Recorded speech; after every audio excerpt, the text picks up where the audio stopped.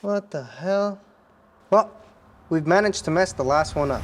Hello everyone and happy holidays. Welcome back to another cold episode here at the stable. If any of you unwrapped any cool gifts, let me know what they were down in the comments. My favorite gift this year was this right here. It's kind of fitting because we have a GTI, but our GTI doesn't have a check engine light, by the way. That's probably one of my favorite additions to the shop, but if you got a belt, a wallet, or socks, drop a like. In the last video, we spent a whole lot of time fitting and mocking up the engine into the Mustang, which we were able to drop the engine a couple of inches as well as move it back around 5 to 6 inches. All around, we had pretty good engine clearance, so everything was looking pretty good until it wasn't.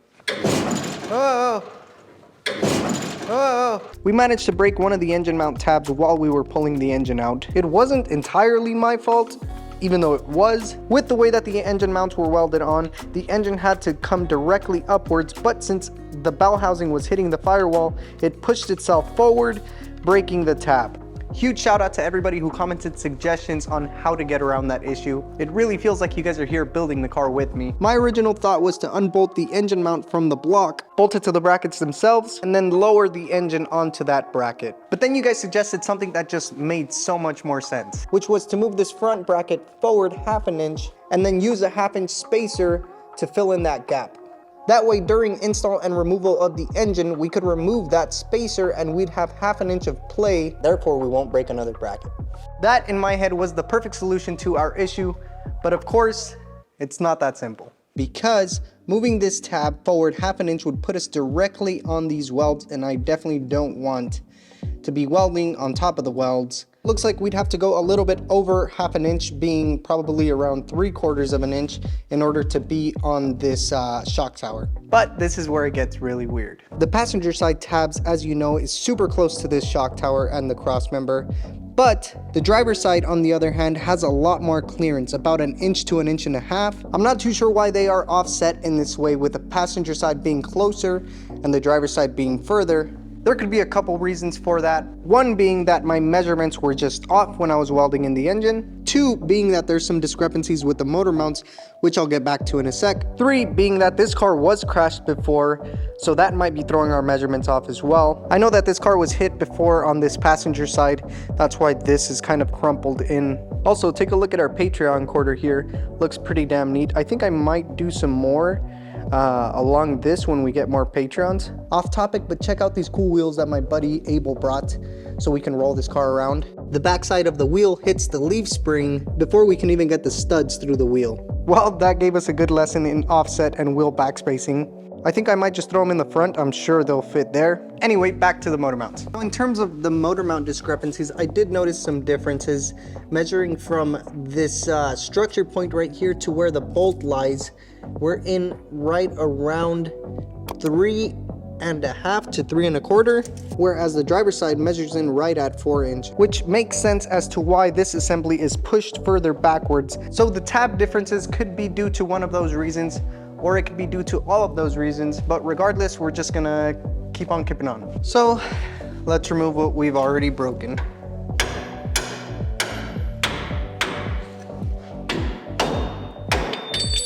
This one didn't break, but we're gonna do it anyway. Oh man.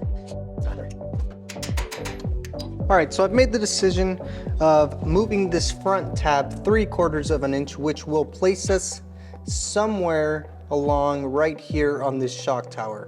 But on this other side, 3/4 inch won't put us on the shock tower. It would be right around here, which I don't like very much because we are too close to the welds right here, which would make it harder for us to make a solid bead for this tab. But it is what it is. This side should be fairly easy to relocate because we just have to move it forward 3/4 inch. This side, however, won't be as easy because we have to retrim and reshape this tab in order for it to fit this shock tower. All right, so in order for us to figure out where we need to make our cuts, I'm gonna put the tab exactly where it was, and then I'm gonna use this straight piece right here so we can mark a line.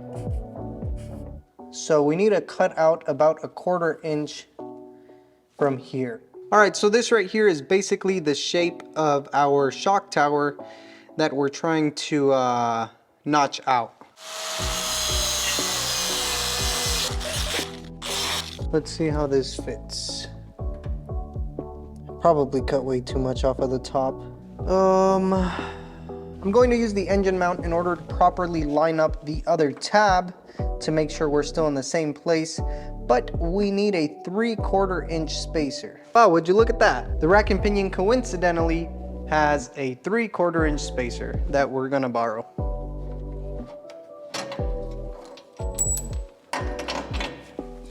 All right. Oh.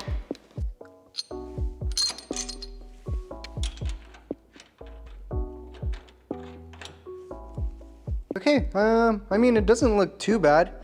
That's going to be the final fitment of that side. As you can see right here, I left the gap a bit bigger than I would have wanted, but it is what it is. We're just gonna bevel it and then put the best weld we can in there. Somebody brought up a good point in boxing these two tabs, which I already have a 1/4 plate of steel here that we are going to use, and coincidentally, now it's exactly the same width. It's exactly 3 inches now that we've separated that, so maybe it was meant to be. So now we get a good example on how this will make our life easier. So once the bolt is out, we will remove the spacer. Therefore, the engine will have some wiggle room in order for it to come out freely, as well as twist up to make it easier for the removal. Once again, thank you for this spacer suggestion, as my original idea would have worked, but this just will make it 10 times easier to remove and install the engine, which we're probably gonna have to do a lot of.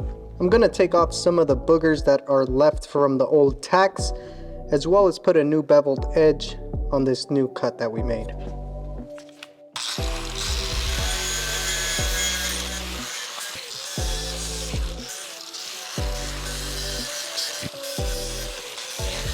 So, putting these pieces back on, it is once again mocked up with bevels this time in order for us to get a more solid weld.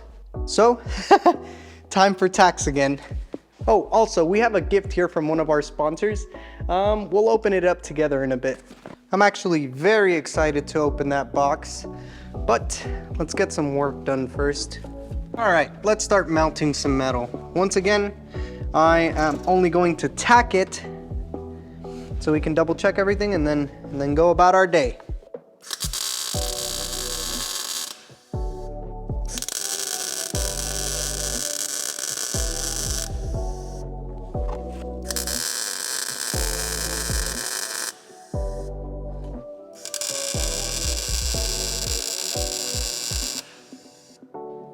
She's in, she's fully welded. Wait, no, she's fully tacked in. What I meant to say. Let's check our work. We got some okay tacks on there. I got one at the top and one on the bottom on each side. But I'm gonna be honest, I didn't really want to do it this way because that required more trimming of the tabs and re-welding and refitting, but it's done. We still have to add this plate right here in order to box it for some more structural rigidity, but we'll do that once we get the other side done. Before we can start on this other side, there's some very large boogers that we need to take care of, and no, Mucinex will not help us in this situation.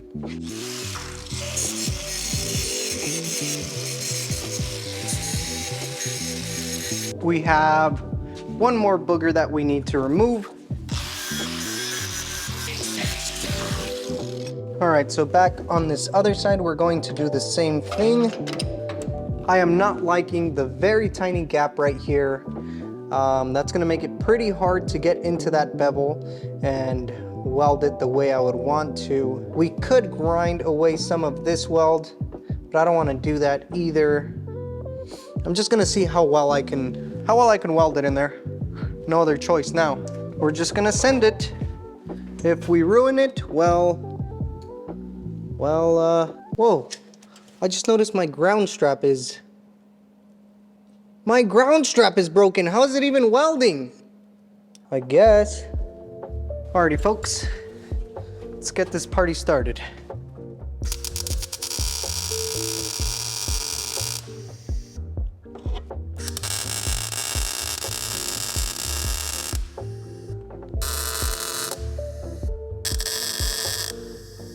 So once again, this is a good example of when the engine has to come out, how this will be easier. When we remove the spacer, then the engine will have a couple inches back and forth rather than it just pushing right on the tabs.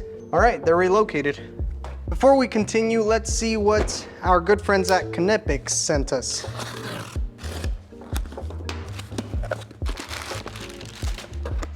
Yeah. Looks like Christmas to me. If you guys remember correctly, Knipex was one of the first people that agreed to sponsor some items back when we were at SEMA. Look at these giant cutters. Oh my God. Always gotta have some good needle nose. These are their famous twin grip pliers. What? Guys, what? This almost looks like a toy. Look at this. What? What? This thing is so cute. So you guys, this is proof that it's not about the size of the tool, it's how you use it. Last but not least, probably the thing I'm gonna use the most is the Knipex Cutex knife. Huge shout out to Knipex for sending these over. I will be using every single one of these for the rest of my life. If any of you are looking for hand tools that will last you a lifetime, Knipex, don't look any further.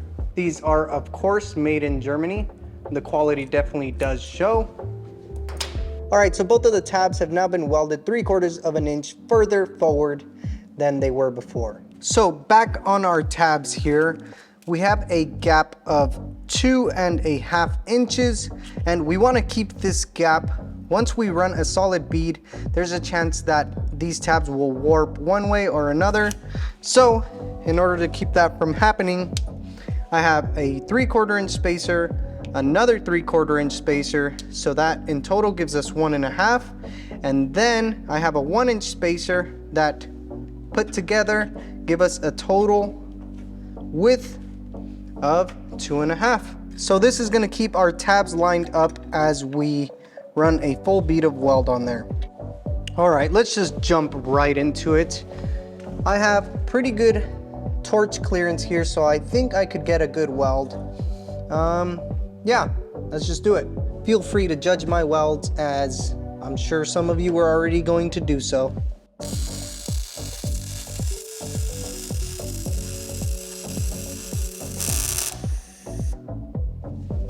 And it's not terrible, but I was probably going a little bit too fast. I'll take it. I think I take back when I said, feel free to judge my welds. Comment section's gonna go crazy.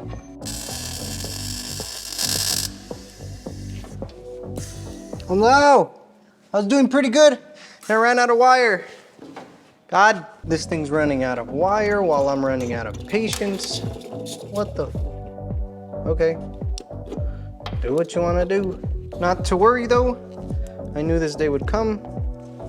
So I have an extra spool right here.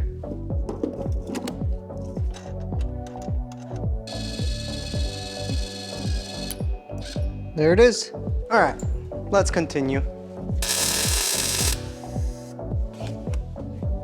So looking at this next side, it's going to be kind of hard to get the torch in here in order to get a good weld. Right here would be kind of easy, but we're gonna do our best to get a good weld right here.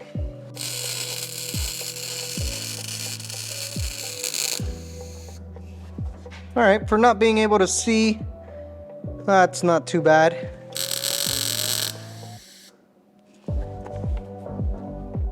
One more for this side.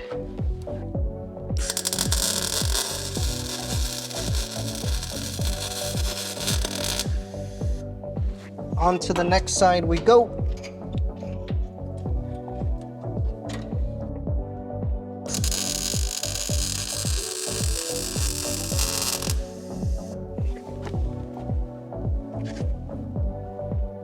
Meh.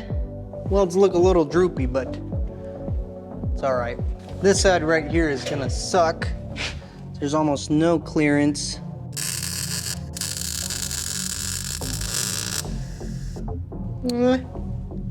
Actually wasn't that bad.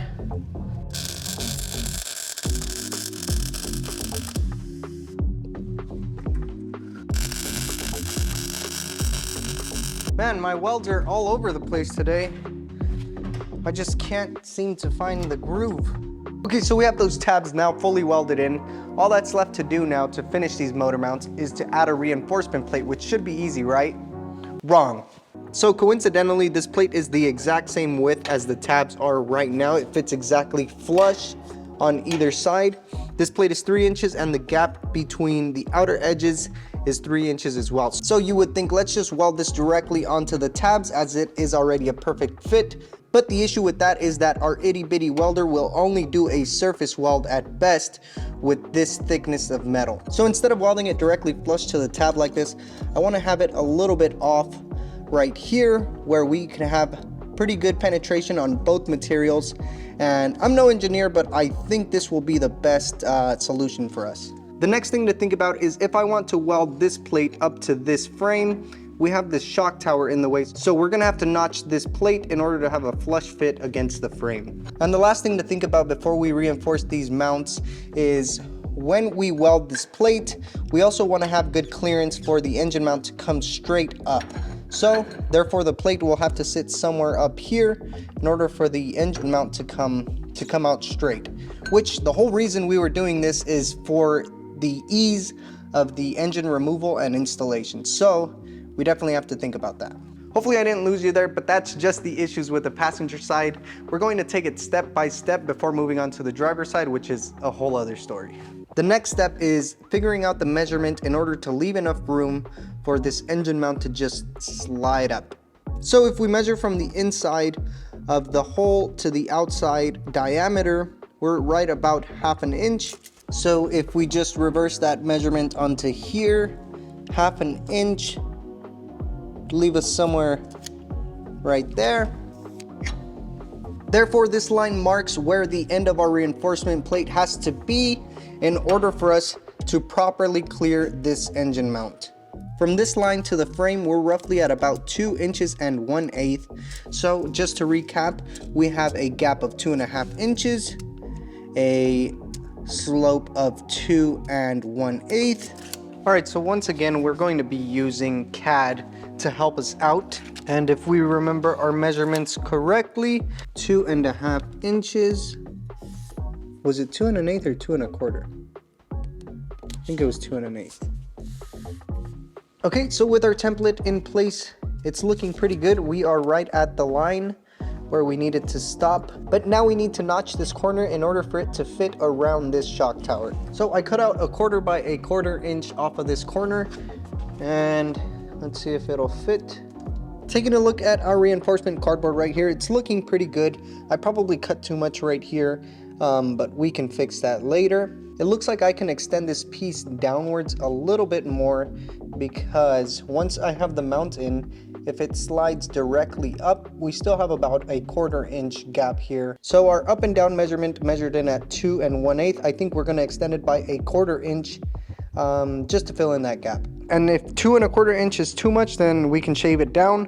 But if I cut the metal to 2 1/8 and it's short, I can't really add that back. Right? Okay, we're on version 2 of our reinforcement tab. We've extended it 1/4 inch downwards, and you can see it matches up with our line right here pretty damn nice. Once our motor mount is in, it will slide up and have barely any clearance right there. So I think that'll do good. We have our steel plate here, and what I'm going to do and why I'm going to do it is I'm going to cut along these 3 sides, and since these 3 sides are going to be welded, the cut doesn't really matter. I want to leave the only side that's not going to be welded to be this side, because it looks pretty, rather than like this that has been cut before, if that makes any sense. We're at 2.5 inches width and 2 1/4 in height. Also, we should have enough material to do the other side with this single plate.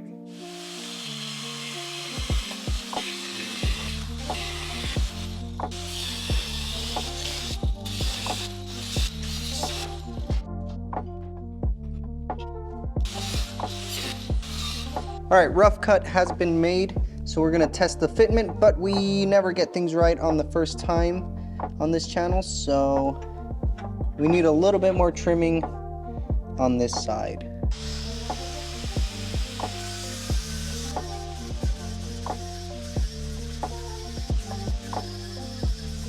Testing again. Oh, I'd say that's pretty good. We have to trim these boogers before we can put this thing flat. Bye bye buggies.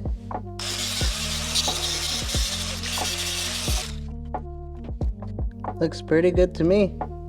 So this plate is fitting pretty much exactly where we want it to.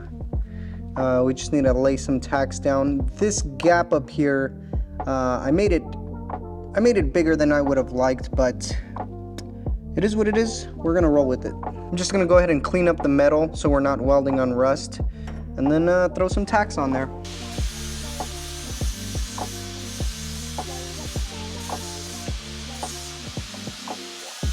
My welds have been all over the place today, so be easy in the comments section. And let me remind you guys, I'm not a welder. I'm just a guy with a welder.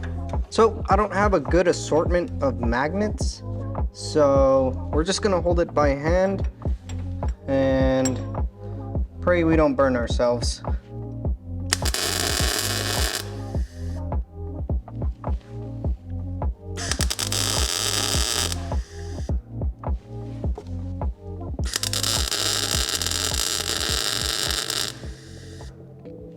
Before we continue, let's see if our motor mount, yep, clears it pretty good. All right, so these welds are going to be visible, so let's at least try to make them pretty.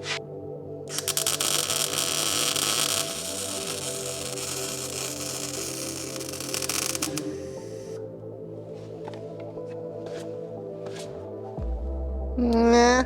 Let's see if we can do a little bit better on this side.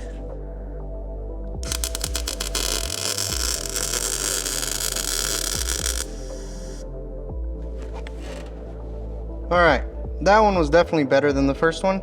Definitely not the best, but they will hold. Welding is one of those skills that will humble you. You'll get 10 really good welds, and the next 20 welds look like bird poop. While this side cools down, let's see what's in store for us on the driver's side. So for this side, you would think, oh, we have 2.5 inches in the center and a 2 1/4 inch width right here. But there's some differences with this side, being that both of these tabs are higher. Therefore, once we put this plate, there's this giant gap. Here's a better view of what I was talking about. Once the plate is sitting up against both of these tabs, we have a giant gap here, which we did not have on the other side. And once again, it could be 1,000 reasons. It could be my fault or just how it is, but it is what it is, so we gotta work around it. But let's run this last bead before we move on to the other side.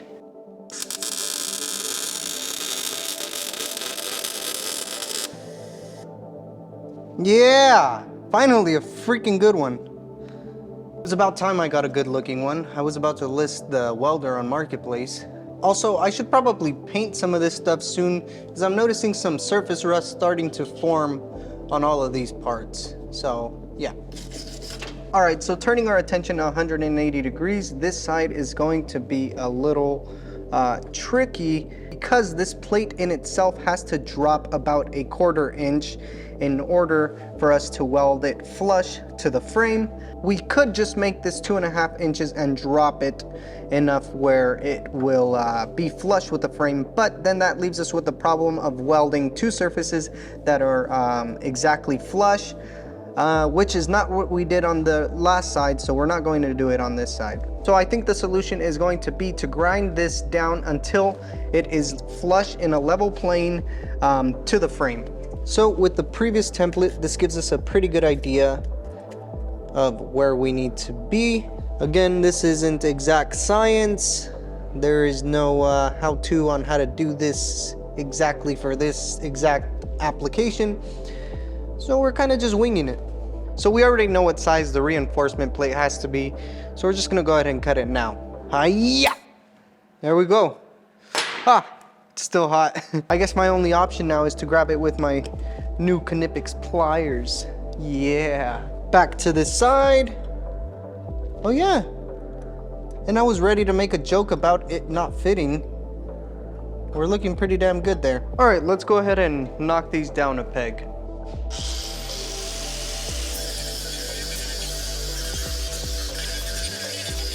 Now let's see where we sit here. Ah, man. I forgot, in order to put the plate in there, we have to grind these side boogies away. Yeah, and also it's very smart of me to be grinding with the engine right next to me, with an exposed oil valley. Let's take a look at our plate. Ah, come on. We still need to trim a little bit of the boogies.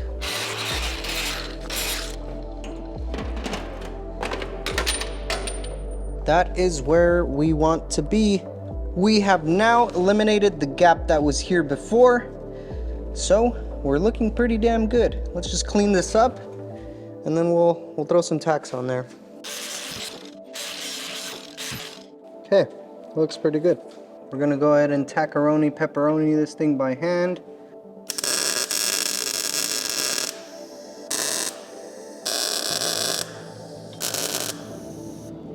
Our last weld was a decent one, so let's see if we could keep the streak going.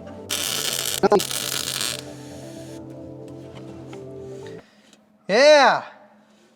Not too bad. Not too bad.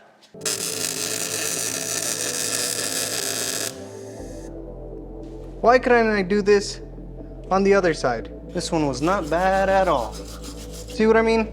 The other side was a bit ugly.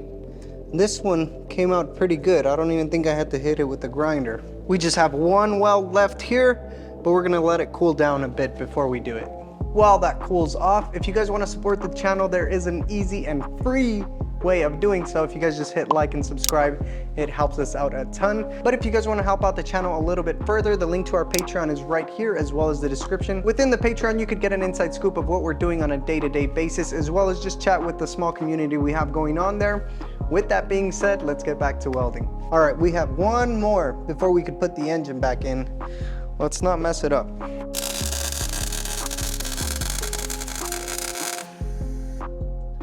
What the hell? So we've managed to mess up the last one. We got some like bubbling going on towards the center of it. I think it's called porosity or something like that. Like I've said, I'm not a welder, but we just ran another weld on it and we'll probably grind it away later. The entire reason we are doing this is to make it easier to remove and install the engine, as well as to make it safer. Let's see if it actually works.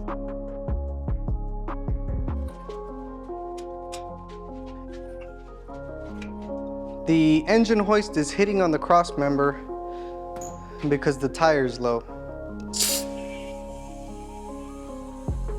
That'll clear.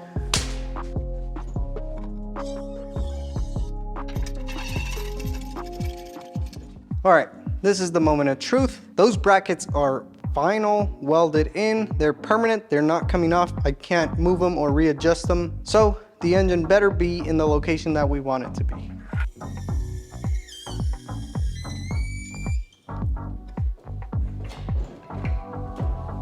Let's see what we got here.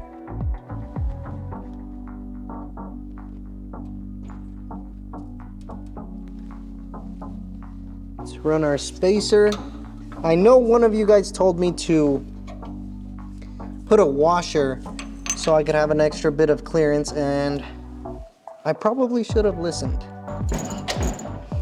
Ah, yeah. That one is in. All right. Yes, we probably messed up those threads, but we need longer bolts now. Anyway, I have a jack stand supporting the end of the transmission.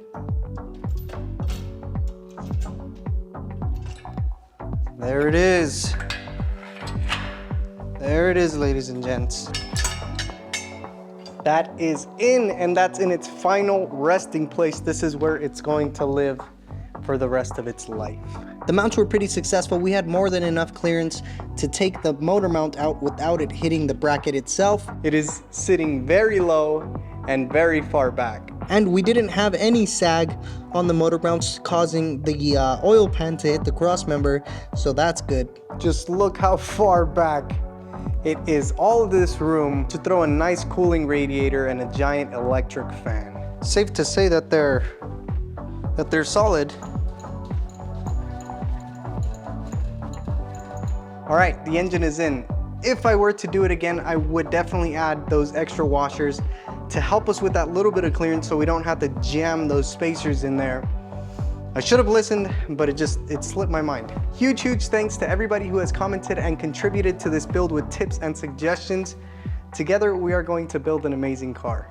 We still have a lot of things to do and a couple things to figure out, so we will continue the progress in the next video. With that being said, thank you guys for watching, and I'll see you guys on the next one.